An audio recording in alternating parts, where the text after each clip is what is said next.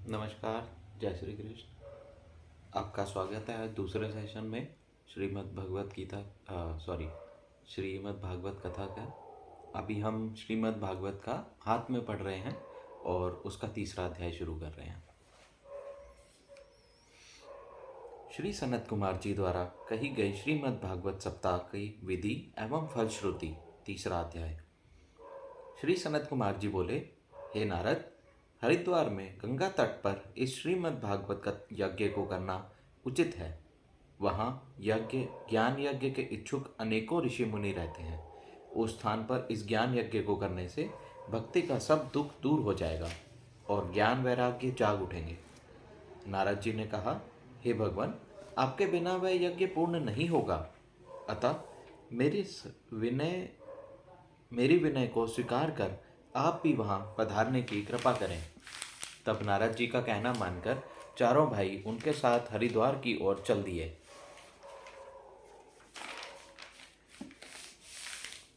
और वहां जाकर उन्होंने ऋषि मुनियों से कहा, हम लोग यहाँ पर श्रीमद् भागवत रूपी यज्ञ आरंभ करेंगे, अतः इस कथामृत का पान जिनको करना हो वे सब इकट्ठे होकर इसका श्रवण करें। यह खबर मिलते ही भृगु, वशिष्ठ, च्यवन, मेधातिथि, मार्कंडेय, वेदव्यास और पराशर आदि जितने भी ऋषि मुनि थे वे सब वहां आ उपस्थित हुए। उनके अतिरिक्त समस्त वेद एवं गंगा आदि नदियां भी मनुष्य रूप धारण कर वहां आईं। 14 भुवनों के गंधर्व, किन्नर, यक्ष, नाग और अन्य प्राणी भी वहां आ आकर उस ज्ञान यज्ञ में भाग लेने लगे। उस समय वैष्णवों, विरक्तों एवं महापुरुषों ने शंख ध्वनि के साथ गंभीर जय ध्वनि की और देवतागण भी अपने अपने विमानों पर बैठकर श्रीमद् भागवत की कथा श्रवण करने को वहां आए। उस समय सनत कुमार जी ने नारद जी से कहा, हे नारद, हम तुम्हें वह कथा सुनाते हैं जो श्री शुकदेव जी ने राजा परीक्षित को सुनाई थी। वह श्रीमद् भागवत महापुराण की कथा 18,000 श्लोकों में है। उसके पढ़ने एवं सुनने से भक्ति तथा मुक्ति मिलती है। अन्य पुराणों के सुनने से तथा हजारों अश्वमेध व वाजपेयी यज्ञ करने से जो फल प्राप्त नहीं होता, वह श्रीमद् भागवत की कथा सुनने से सहज ही मिल जाता है। काशी, प्रयाग, गया, कुरुक्षेत्र और पुष्कर आदि तीर्थों का स्नान भी इस कथा के श्रवण फल के समान फलदायक नहीं है। जो मनुष्य प्रतिदिन श्रीमद् भागवत का एक अथवा आधा श्लोक भी पढ़ता है वह मुक्ति को प्राप्त होता है। जो लोग नित्य प्रति भागवत का पाठ करते तथा दूसरों को सुनाते हैं उनके करोड़ों जन्मों के पाप नष्ट हो जाते हैं। जिसने मनुष्य देह पाकर श्रीमद् भागवत की कथा नहीं सुनी उसे धिक्कार है। कलयुग में मनुष्यों से दान, धर्म, यज्ञ, तप नहीं होता क्योंकि उनका मन विषयों में फंसा रहता है। ऐसे जीवों के उद्धार के हेतु ही परब्रह्म श्री नारायण जी ने स्वयं वेदव्यास जी का अवतार धारण कर इस कथा की रचना की है। जो प्राणी 7 दिन तक इस कथा को सच्चे मन से सुनता है वह यज्ञ, व्रत, दान तथा सब कर्मों के फल प्राप्त करके मुक्ति को प्राप्त करता है।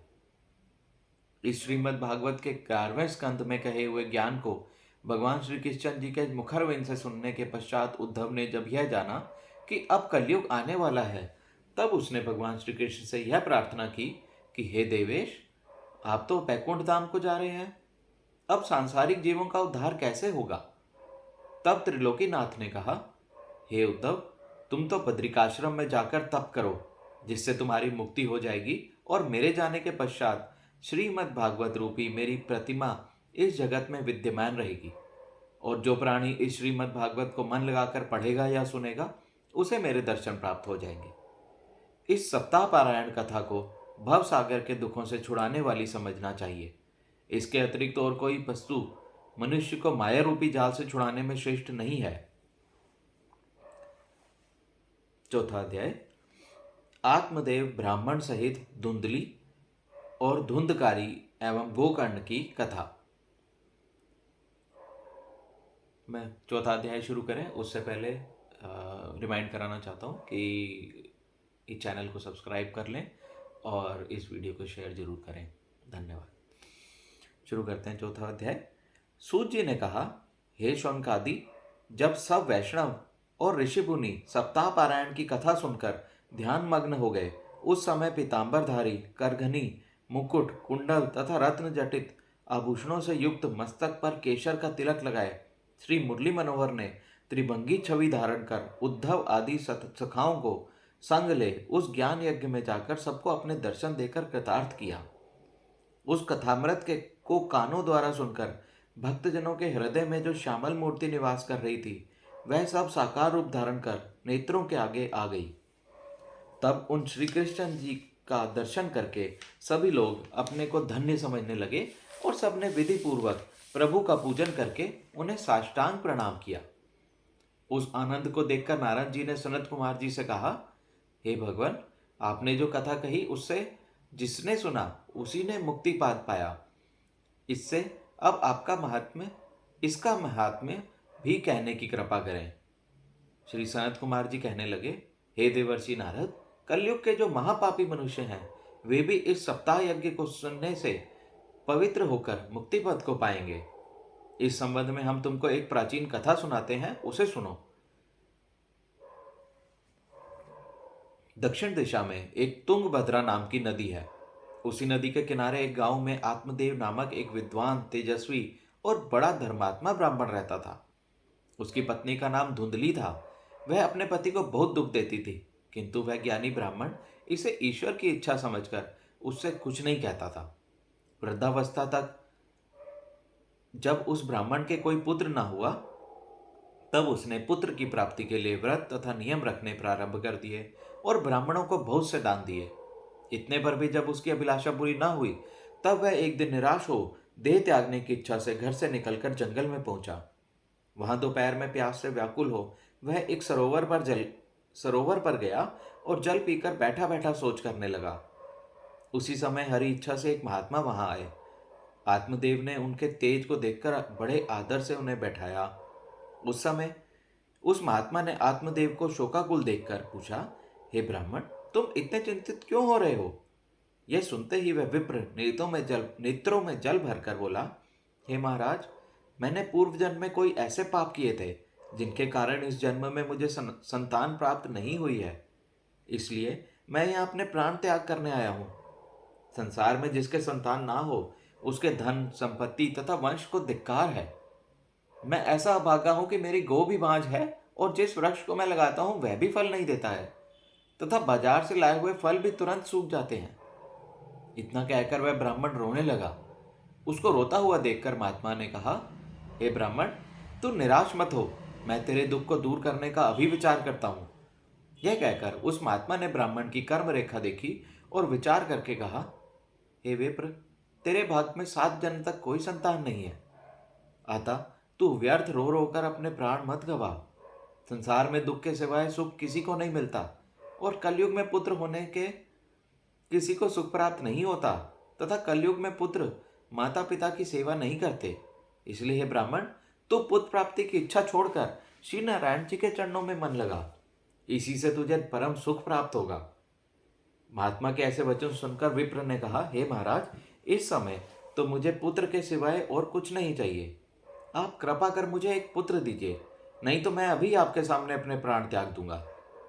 महात्मा ने आत्मदेव की जब यह दशा देखी तो उसने पुनः कहा, हे विप्र, राजा चित्रकेतु ने संतानोत्पत्ति के लिए 10,000 विवाह किए थे, फिर भी उनको पुत्र की प्राप्ति न हुई। जिन लोगों के भाग्य में नहीं होता उनका प्रयत्न निष्फल जाता है। ऐसा विचार कर तुझे पुत्र प्राप्ति की कामना त्याग देनी चाहिए। ये बात सुनकर ब्राह्मण बोला, हे महात्मा जी, आप यह जो भी ज्ञान का उपदेश दे रहे हैं यह मुझे अच्छा नहीं लगता है। आप अब कृपा करके कोई ऐसा उपाय बताइए जिससे मैं पुत्र का पिता बन सकूं। आत्मदेव का इस प्रकार का हठ देखकर महात्मा ने उसे एक फल दिया और कहा, यदि तेरी ऐसी ही इच्छा है तो तू यह फल ले जाकर अपनी स्त्री को खिला दे। ईश्वर चाहेगा तो तुझे पुत्र प्राप्त हो जाएगा।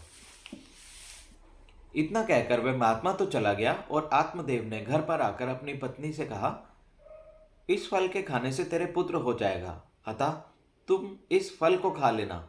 इस प्रकार स्त्री को समझाकर जब आत्मदेव घर से बाहर चले गए तब कुछ देर बाद उसकी पत्नी धुंधली की एक सहेली उसके घर आई। तब धुंधली ने उससे कहा, हे सखी, मेरे पति ने पुत्र प्राप्ति के लिए यह फल कहीं से लाकर मुझे दिया है, परंतु मैं गर्भ रहने के डर से इसे खाना नहीं चाहती हूँ, क्योंकि गर्भवती को अनेकों कष्ट हो जाते हैं। इससे न तो मैं अपनी सहेलियों से मिल सकूंगी और न गा बजा सकूंगी। गर्भ रहने पर प्रसव की पीड़ा मुझसे सहन न होगी, और यदि पुत्र सकुशल पैदा हो गया तो भी उसके लालन पालन में बहुत कष्ट होगा। बच्चा जो मलमूत्र से वस्त्रों को गंदा कर देता है, उस दुर्गंध को भी मैं नहीं सह सकती।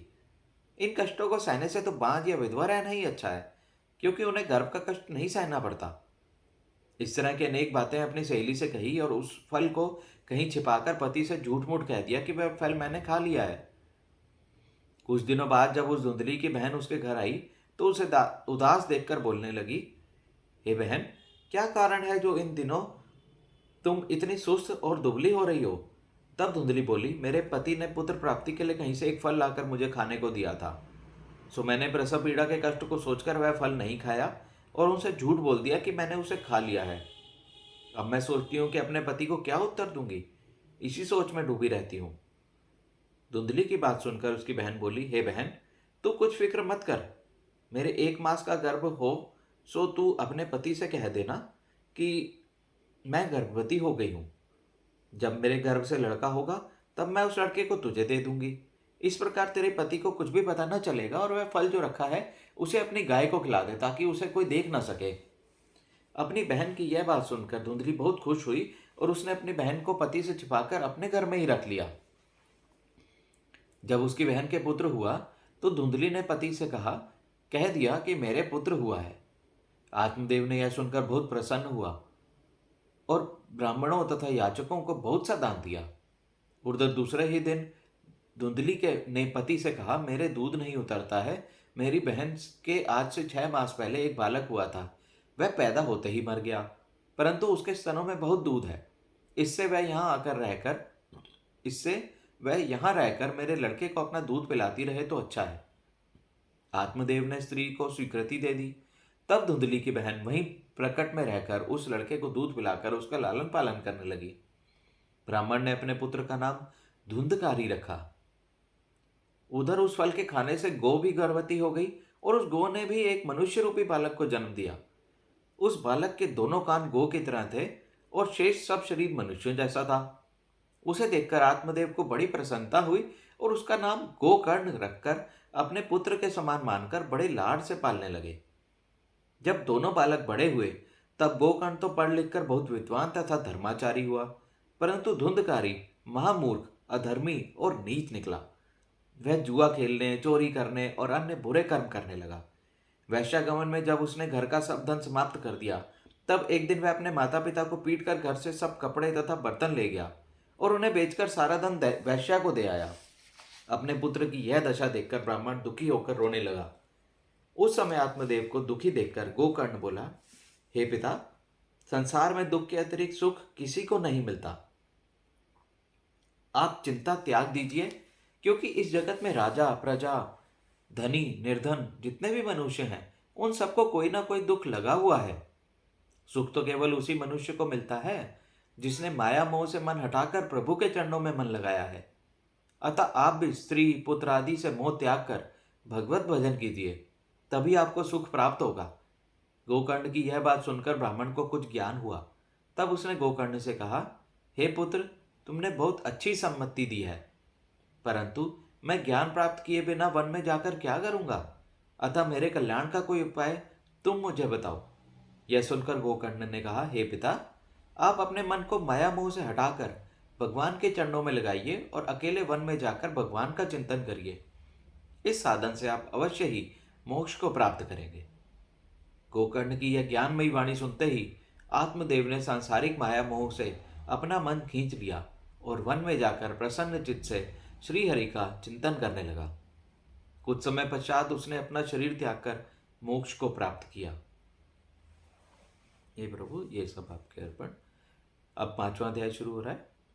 श्रीमद् भागवत के महात्म्य का 5वां अध्याय है। धुंधकारी की अधोगति एवं गोकर्ण द्वारा सप्ताह सुनने से मोक्ष प्राप्ति।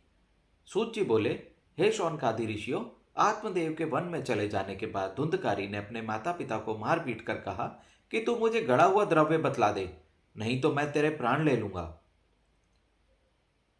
यह सुनकर धुंधली ने उस दिन यह कहकर अपने प्राण बचाए कि मैं कल बतला दूंगी। इस प्रकार धुंधली ने उस समय तो अपनी जान बचा ली, परंतु दूसरे दिन यह सोचकर कि घर में द्रव्य तो कहीं गड़ा ही नहीं है, मैं बेटे को कहाँ से धन बताऊंगी, वह एक कुएं में गिरकर मर गई। तब गोकर्ण ने भी वहां रहना अच्छा न समझकर तीर्थ यात्रा करने को चल दिया। उधर गोकर्ण के चले जाने पर धुंधकारी अकेला घर में रहकर चोरी और ठगी करके वेश्या को द्रव्य लाकर देता रहा। एक दिन वह कहीं से बहुत सा द्रव्य चुरा लाया और उस वेश्या को देकर वह उसके साथ ही सो गया। तब वेश्या के घर वालों ने मन में सोचा कि यह दूसरों का धन चुराकर हमको देता है, यदि यह कभी पकड़ा गया तो इसके साथ हमें भी दंड भोगना पड़ेगा। ऐसा सोचकर उन्होंने उसके गले में फांसी लगा दी। इससे भी वह ना मरा तो उन्होंने जलती हुई लकड़ियों से मार मार कर उसकी जान ले ली और उसे उसी स्थान पर एक गड्ढा खोदकर गाड़ दिया। कुछ समय बाद वैश्या के पड़ोसियों ने पूछा कि तुम्हारे घर पर धुंधकारी दिखाई क्यों नहीं देता। तब उसने कह दिया कि वह व्यापार करने के लिए कहीं परदेश गया है। हे ऋषियों, इसे सत्य मानना कि वैश्या कभी किसी की हितैषी नहीं होती। वह पहले तो उसका धन हरण करती है और फिर उसके प्राणों को भी ले लेती है, जिसका जिह्वा पर तो अमृत और उदर में हलाहल विष भरा होता है। इस प्रकार धुंधकारी मरने के पश्चात एक प्रेत बन गया। तब उसे गर्मी, सर्दी, बरसात तथा भूख प्यास सताने लगी। इसके पश्चात जब गोकर्ण को यह समाचार ज्ञात हुआ कि उसका भाई धुंधकारी मर गया है और उसका क्रियाकर्म नहीं हुआ है, तब उसने गया जी में जाकर धुंधकारी का श्राद्ध किया और वह जिस तीर्थ में जाता वहीं उसका श्राद्ध कर देता था। कई तीर्थ करने के पश्चात जब गोकर्ण अपने घर आया और रात को वहीं सोया, तो उसने धुंधकारी को कभी बैल, कभी हाथी, कभी भैंस तथा कभी मनुष्य रूप में देखा। तो गोकर्ण ने उससे पूछा कि तू भूत, प्रेत अथवा राक्षसों में से कौन है। उसकी बात सुनकर धुंधकारी रोने लगा। उसमें बोलने की सामर्थ्य नहीं थी, अतः वह कुछ नहीं कह सका। गोकर्ण ने जब यह देखा कि वह रोने के अलावा कुछ नहीं कहता है, तब उसने मंत्र पढ़कर उसके ऊपर जल छिड़का। उस जल के छिड़कते ही उसका बोल निकलने लगा। तब उसने कहा, हे गोकर्ण, मैं तुम्हारा भाई धुंधकारी हूं। मुझे वैश्या ने फांसी लगाकर मार डाला था। इससे मुझे खाने पीने को कुछ नहीं मिलता है। मैं केवल वायु ग्रहण करके ही जीवित रहता हूं। अतः अब तुम आ गए हो तो मेरे इस प्रेत योनि से किसी प्रकार उद्धार करो। धुंधकारी की बात सुनकर गोकर्ण ने कहा, मैंने तो तेरे उद्धार के लिए गया आदि सभी तीर्थों में श्राद्ध किया था, फिर तू इस प्रेत योनि से क्यों नहीं छूटा। वह कहने लगा, चाहे तुम हजारों श्राद्ध करो, परंतु मैं घोर पापी होने के कारण सहज ही मोक्ष नहीं पा सकता। अब तुम कोई ऐसा उपाय करो जिससे मैं इस अधम योनि से छूट जाऊं। यह सुनकर गोकर्ण बोला, अच्छा तो तू कुछ दिन और धीरे धारण कर, मैं शीघ्र ही तेरा उद्धार करूंगा। गोकर्ण की यह बात सुनकर धुंधकारी वहां से चला गया। जब नगर के लोग गोकर्ण से भेंट करने के लिए आए तो उसने सबका यथा योग्य सम्मान किया। इसके उपरांत कुछ दिन बाद उसने विद्वान पंडितों एवं महापुरुषों से अपने भाई धुंधकारी के उद्धार के लिए उपाय पूछा। पंडितों ने बतलाया कि इसके उद्धार का उपाय सूर्य भगवान ही बतला सकते हैं, इसलिए तुम सूर्य देव की आराधना करो। यह कह पंडित चले गए। तब गोकर्ण ने सूर्य देव का पूजन तथा चिंतन करना शुरू किया। उसकी भक्ति से प्रसन्न होकर सूर्यदेव प्रकट हुए। तब उसने हाथ जोड़कर उनसे यह प्रार्थना की कि हे सूर्यदेव, अब आप मुझे धुंधकारी के उद्धार का उपाय बताने की कृपा करें। तब सूर्यदेव ने कहा कि तुम श्रीमद् भागवत की सप्ताह धुंधकारी को सुनाओ, उसी से उसका उद्धार होगा। तब गोकर्ण ने विद्वान पंडित, योगी और महात्माओं को बुलाकर श्रीमद् भागवत का सप्ताह यज्ञ प्रारंभ किया। उस कथा को सुनने के लिए बहुत से नगर निवासी भी आए और धुंधकारी भी आकर एक 7 गांठ वाले बांस के ऊपर बैठकर उस कथा को सुनने लगा। जब प्रथम दिन की कथा संध्या के समय समाप्त हुई और सुनने वाले उठ उठकर घर जाने लगे, उस समय जिस बांस पर धुंधकारी बैठा था उसकी पहली गांठ फट गई। दूसरे दिन कथा की समाप्ति पर दूसरी गांठ फट गई। इसी प्रकार 7 दिन में बांस की 7 गांठें चटक गई। तब उस सप्ताह पारायण के सुनने से धुंधकारी ने दिव्य रूप धारण किया। उस समय उसका चतुर्भुज रूप विष्णु भगवान जैसा प्रतीत हो रहा था। वह पीतांबर पहने हुए गोकर्ण के पास आया और उसे नमस्कार करके बोला, हे भ्राता, आपने मुझे घोर पाप से छुड़ाकर मेरा उद्धार किया है। श्रीमद् भागवत के अलावा अन्य कोई अपार उपाय मुझे इस अधम योनि से छुड़ाने वाला नहीं था। जो प्राणी इस कथा रूपी अमृत को पान करेंगे वे वैश्य ही भव सागर से पार हो जाएंगे। धुंधकारी गोकर्ण से यह कह रहा था, उसी समय स्वर्ग से एक सुंदर विमान आया और धुंधकारी उस विमान पर बैठकर बैकुंठ लोक को चला गया। हे मुनियों, इसके पश्चात सब उपस्थित विद्वानों और ऋषि मुनियों ने गोकर्ण से पूछा, हे महाराज, श्रीमद् भागवत की सप्ताह तो हम सभी ने सुनी है, फिर बैकुंठ से विमान केवल धुंधकारी को ही लेने क्यों आया? वह तो बैकुंठ चला गया और हम लोग यहीं रह गए, इसका क्या कारण है? गोकर्ण ने उत्तर दिया, हे भाइयों, इस कथा के फल में केवल यही अंतर है कि जो व्यक्ति इस कथा को मन लगाकर सुनते हैं वे तो इसका पूर्ण लाभ प्राप्त करते हैं, और जो लोग कथा सुनते समय अपना मन स्त्री पुत्र आदि के मोह में लगाए रहते हैं उन्हें इस कथा का फल नहीं मिलता। मुक्ति तो एकाग्र चित्त से कथा सुनने वाले को मिलती है। यह वचन सुनकर समस्त श्रोता लज्जित हो गए। तब उन्होंने गोकर्ण से कहा, हे महाराज, आप कृपा करके एक बार और इस सप्ताह कथा को सुनाइए, जिससे हम मन लगाकर सुन सकें और मोक्ष प्राप्त कर सकें। उन सबके इस विनय को सुनकर गोकर्ण ने पुनः श्रावण मास में दूसरा पारायण आरंभ कर दिया। उस सप्ताह कथा को अनेकों लोगों ने एकाग्रचित होकर सुना, जिसके फलस्वरूप कथा समाप्ति के दिन वहां अनेकों विद्वान विमान आए। यह दृश्य देखकर श्रोताओं ने गोकर्ण से कहा, हे महाराज, आपकी कृपा से हम लोगों का उद्धार हुआ है। कथा समाप्त होने पर भगवान ने वहां आकर साक्षात दर्शन दिए और वे गोकर्ण को अपने साथ विमान पर बैठाकर गोलोक धाम को ले गए। फिर अन्य सब श्रोतागण भी विमानों पर बैठकर वैकुंठ को चले गए। हे ऋषियों, जिस स्थान पर सूर्य एवं चंद्रमा भी नहीं पहुंच सकते, मनुष्य इस कथा के प्रताप से उन स्थानों पर भी पहुंच जाता है। इस श्रीमद् भागवत की कथा को सुनने अथवा पढ़ने से जो फल मिलता है वह फल अनेकों यज्ञ, तप, व्रत, तीर्थ एवं दान आदि करने से भी प्राप्त नहीं होता है। हे प्रभु, ये सब आपके ऊपर। धन्यवाद। आज का सेशन यही खत्म करते हैं। कल फिर श्रीमद् भागवत के महात्म्य का 6वां अध्याय से शुरू करेंगे। धन्यवाद।